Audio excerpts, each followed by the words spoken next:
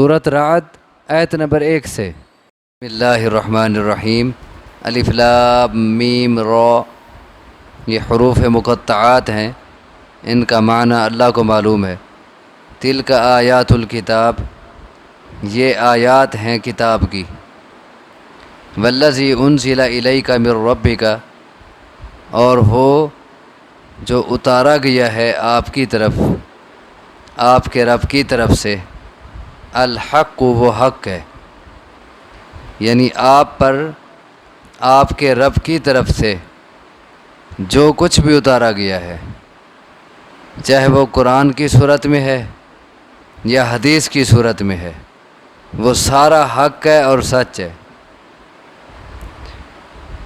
جیسا کہ حدیث میں کہا گیا ہے کہ الا انی اوتیت القرآن ومثلہ معہ، کہ لوگو سنو کہ مجھے اللہ کی طرف سے قرآن بھی دیا گیا ہے اور اس کے ساتھ ساتھ اس جیسی اور چیز بھی دی گئی ہے، اور وہ کیا ہے؟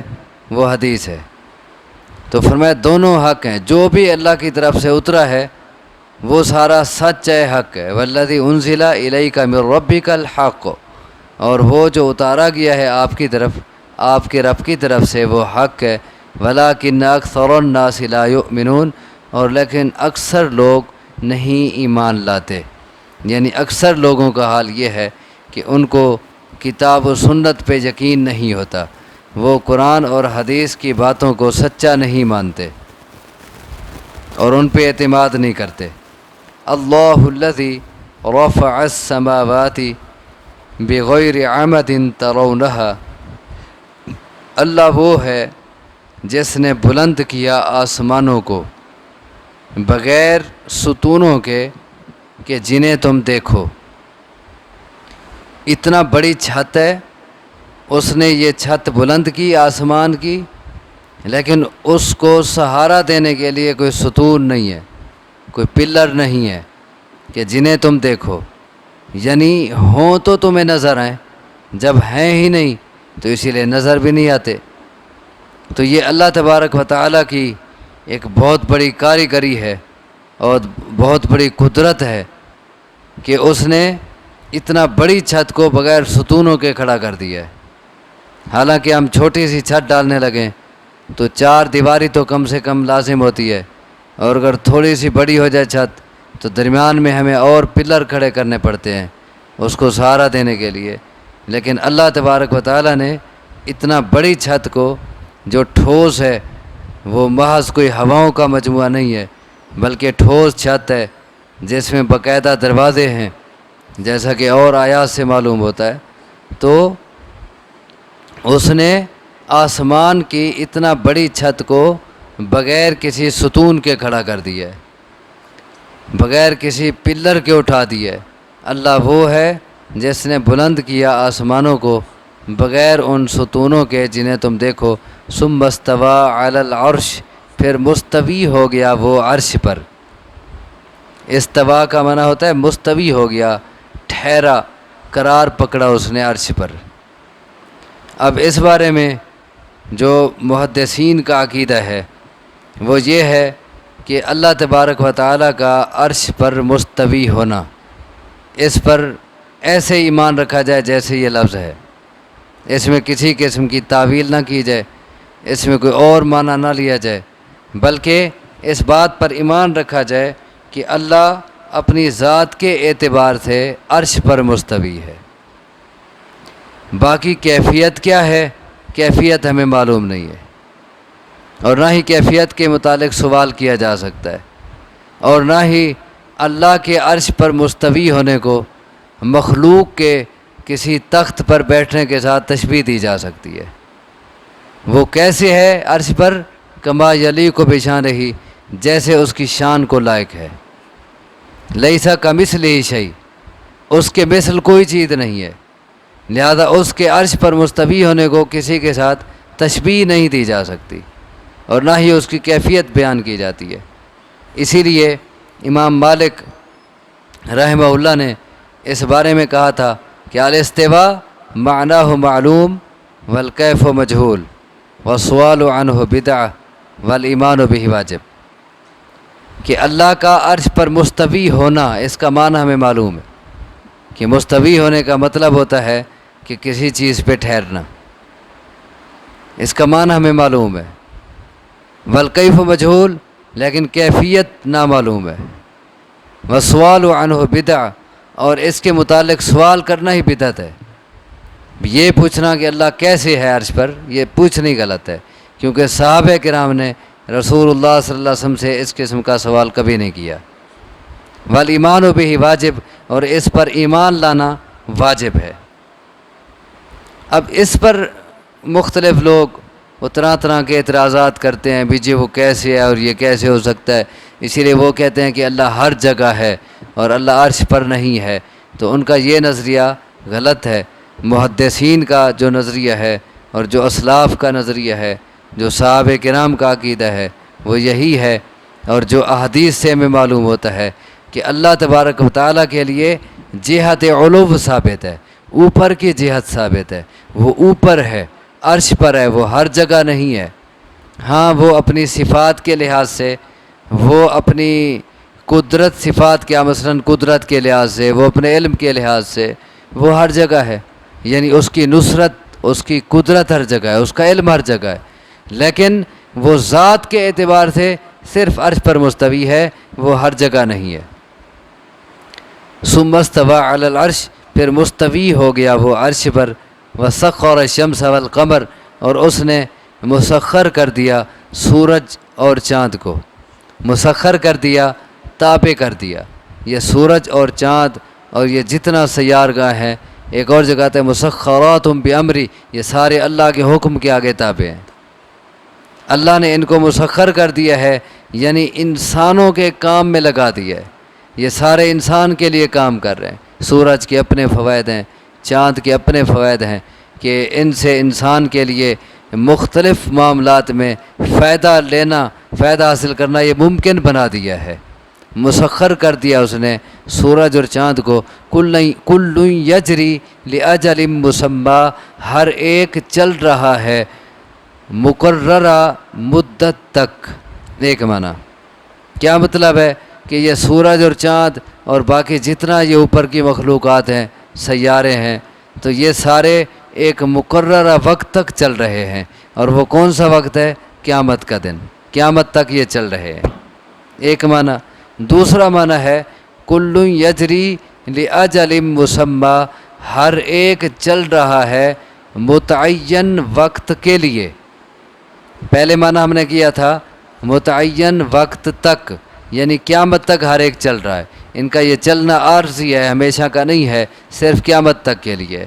اب دوسرا معنی ہم نے کیا کہ ہر ایک چل رہا ہے متعین وقت کے لیے، یعنی ہر ایک کے چلنے کا وقت متعین ہے، وہ اسی میں چلتا ہے اور اس سے وہ آگے پیچھے نہیں ہوتا۔ مثلا سورج کا جو چلنا ہے اس کا ایک چکر ایک سال میں پورا ہوتا ہے، اور چاند جو ہے اس کا ایک چکر وہ مہینے میں پورا ہوتا ہے۔ اسی طرح باقی سیارے ہر کوئی اپنے اپنے محور میں مقررہ وقت کے مطابق ایک ہی رفتار سے ہر سیارہ چل رہا ہے۔ اسی بات کو اللہ تبارک و تعالی نے ایک اور جگہ یوں بیان کیا ہے کہ والشمس تجری لمستقر لہا، سورج اپنی مقررہ جگہ کے لیے چل رہا ہے۔ ذالک تقدیر العزیز العلیم، یہ اس کا اندازہ ہے جو غالب ہے، علم والا ہے، یعنی بالکل ٹھیک اندازے مطابق چل رہا ہے۔ والقمر قدرناہ منازل، اور چاند کے لیے بھی ہم نے منزلیں متعین کر دی ہیں، وہ انہی منزلوں میں ہی چلتا ہے، ان سے آگے پیچھے نہیں ہوتا، اور نہ ہی اس کی رفتار میں کوئی تیزی یا ٹھہراؤ ہوتا ہے۔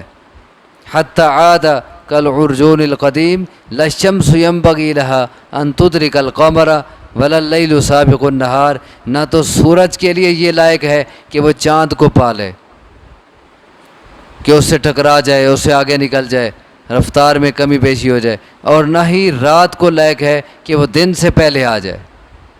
نہیں، بلکہ دن پھر رات پھر دن پھر رات ایک ترتیب سے چل رہے ہیں۔ وَكُلٌّ فِي فَلَكٍ يَسْبَحُونَ، اور ہر ایک اس افلاک میں، اس نظام میں وہ تیر رہا ہے۔ یہ سارے سیارے جو ہیں یہ آسمان پر تیر رہے ہیں، چل رہے ہیں۔ تو یہ معنی بھی ہو سکتا ہے کہ سخر الشمس والقمر کل یجری لاجل مسمى، ہر ایک چل رہا ہے متعین وقت کے لیے۔ یدبر الامر، وہی تدبیر کرتا ہے معاملے کی، ہر معاملہ اللہ کے ہاتھ میں ہے، وہی اس کائنات کا ہر معاملہ چلا رہا ہے۔ یفصل الآیات لعلکم بلقاء ربکم توقنون، وہ تفصیل سے بیان کرتا ہے نشانیاں تاکہ تم اپنے رب کی ملاقات کا یقین کر لو۔ اس نے یہ کائنات میں جو نشانیاں چلائی ہیں اور مقرر کی ہیں اور ان کے متعلق بیان کرتا ہے تمہارے سامنے، اس لیے تاکہ تمہیں رب کی ملاقات کا بھی یقین ہو جائے کہ تم رب کی ملاقات پر یقین نہیں رکھتے۔ تم کہتے ہو کہ جب ہم ایک بار مر جائیں گے اور مٹی مٹی ہو جائیں گے، ریزہ ریزہ ہو جائیں گے، پھر کون ہمیں دوبارہ بنائے گا؟ تو جو اللہ اتنا بڑا نظام چلا رہا ہے، یہ سورج چاند کا نظام ہے، اور یہ باقی یہ سیارے ہیں، اور یہ رات دن کا نظام ہے، اور یہ آسمانوں کو بغیر ستونوں کے کھڑا کرنے کا کام ہے، جو اللہ اتنا طاقتور ہے تو کیا وہ تمہیں دوبارہ نہیں بنا سکتا؟ تو یہ نشانیاں وہ اس لیے بیان کر رہا ہے تاکہ تمہیں رب کی ملاقات کا یقین آ جائے کہ رب سے ہم نے ایک دن ملاقات کرنی ہے، قبروں سے اٹھنا ہے دوبارہ، اور دوبارہ بننا ہے ہمیں۔ لعلکم بلقاء ربکم توقنون، تاکہ تم اپنے رب کی ملاقات کے ساتھ یقین کر لو۔ وَهُوَ الَّذِي مَدَّ الْأَرْضَ، اور وہ وہی ہے جس نے پھیلا دیا ہے زمین کو، زمین کو پھیلا دیا ہے۔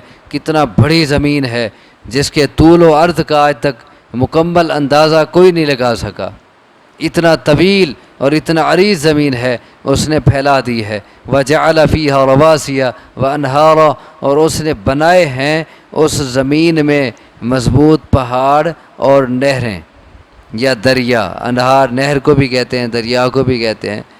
تو اس نے اس زمین کو مضبوط کرنے کے لیے، اس کو ایک جگہ جمانے اور ٹکانے کے لیے اس پر مضبوط پہاڑ رکھ دیے، اور اس میں دریا اور نہریں اور چشمے جاری کر دیے ہیں تاکہ لوگوں کی ضروریات پوری ہوں۔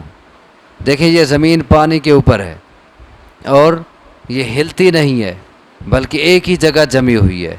کیوں کہ اللہ تبارک و تعالیٰ نے اس کو مضبوط کرنے کے لیے پہاڑوں کو میخوں کی طرح اس پر ٹھوک دیا ہے، جیسا کہ سورۃ نبأ میں کہا گیا ہے۔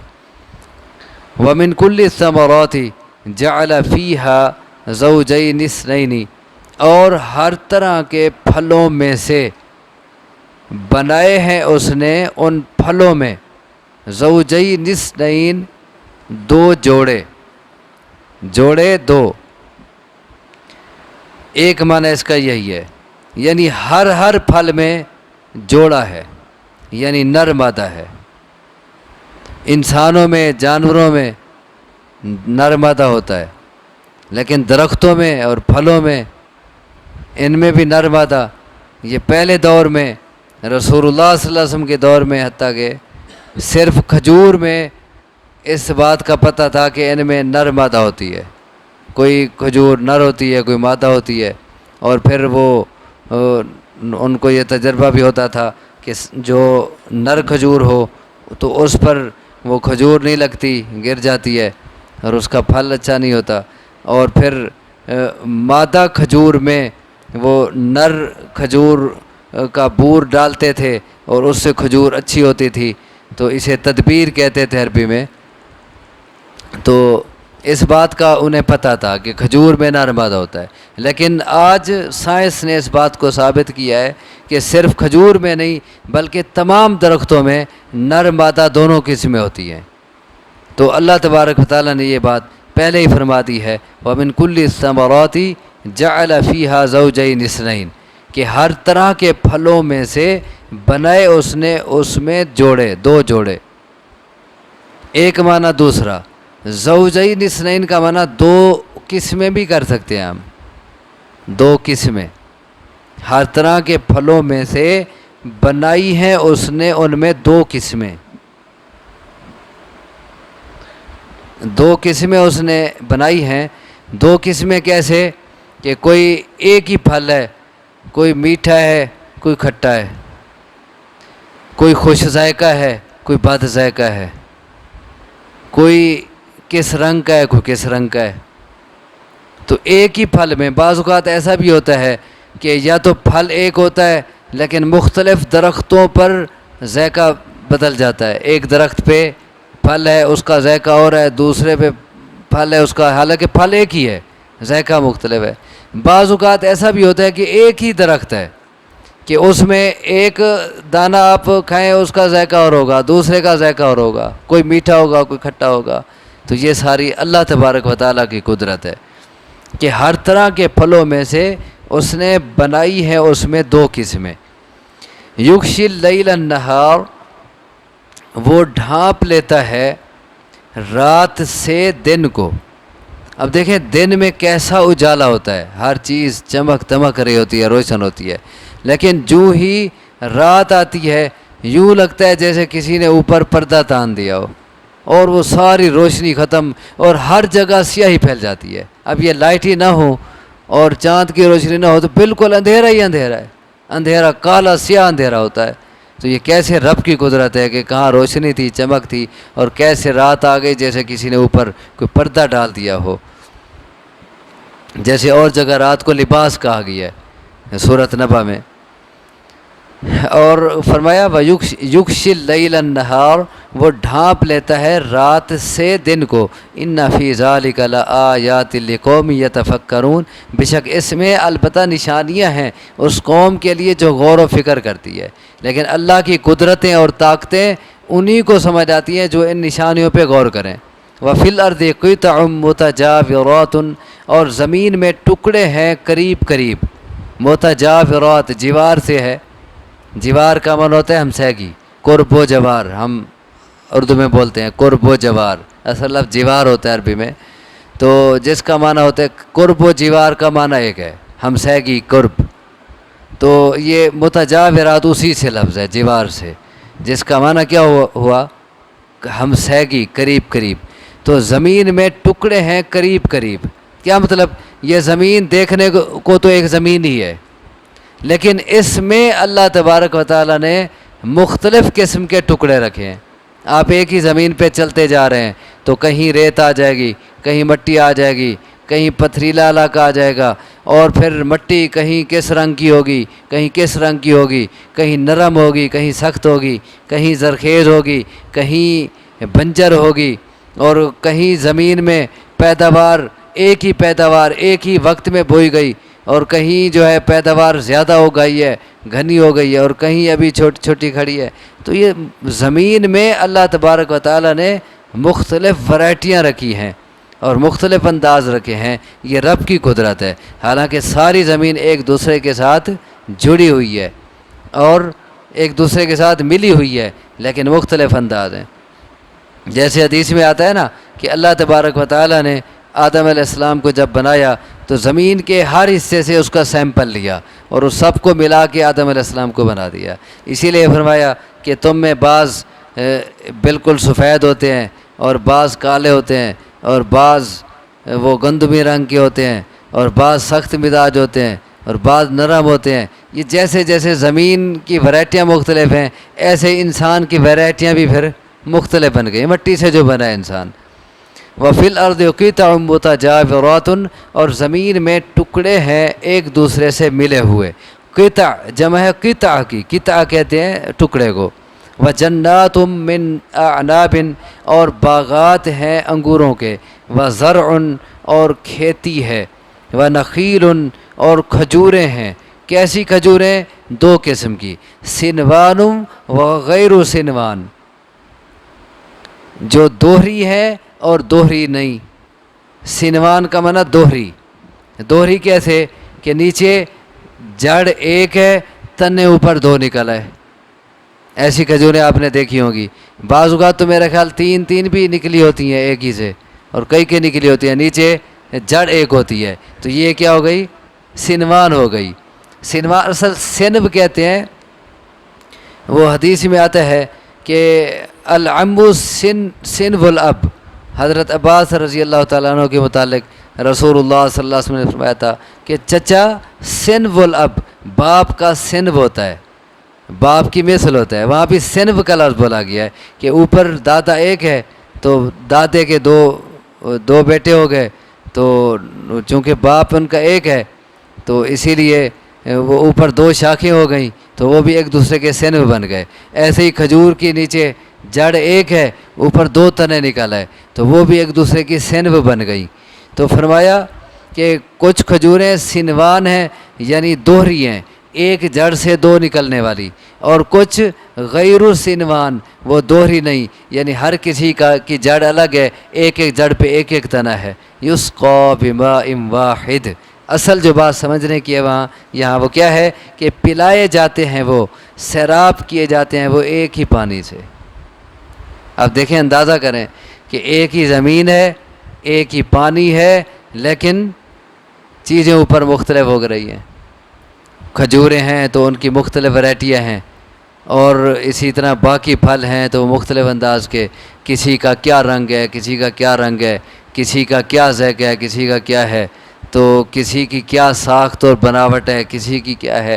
تو یہ حالانکہ ایک ہی زمین، ایک ہی پانی ہے، تو یہ اللہ تبارک و تعالیٰ کی قدرت ہے۔ حالانکہ نیچے آپ اندازہ کریں کہ آپ دیکھیں مختلف قسم کے پھل، کوئی پیلا ہے، کوئی مالٹے رنگ کا ہے، کوئی سبز ہے، کوئی کس رنگ کا ہے، کوئی کس رنگ کا ہے، تو کوئی لال ہے۔ تو حالانکہ نیچے زمین میں کوئی رنگ تو نہیں پڑے، کوئی پیلے رنگ پڑے ہوں وہی چڑھ جاتا ہو رنگ، یا لال رنگ نیچے پڑے ہوں، یا نیچے کوئی چینی کی بوریاں پڑی ہوں ان کا مٹھاس، نیچے کچھ بھی نہیں، زمین ہی ہے، لیکن یہ مختلف رنگ اوپر بن رہے ہیں، اور مختلف انداز اور ساختیں اور بناوٹیں ہو رہی ہیں، اور مختلف قسم کے ذائقے آ رہے ہیں، حالانکہ ایک ہی پانی لگ رہا ہے اور ایک ہی زمین ہے۔ تو یہ ساری کس کی قدرت ہے؟ ایک اللہ کی قدرت ہے۔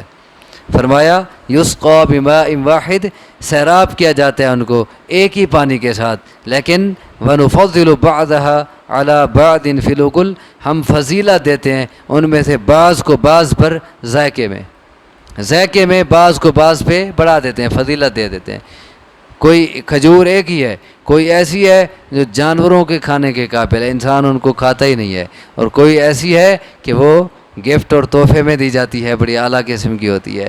ایک ہی پانی، ایک ہی زمین ہے، لیکن ذائقہ یہ مختلف بن گیا۔ یہ کون ہے یہ کرنے والا؟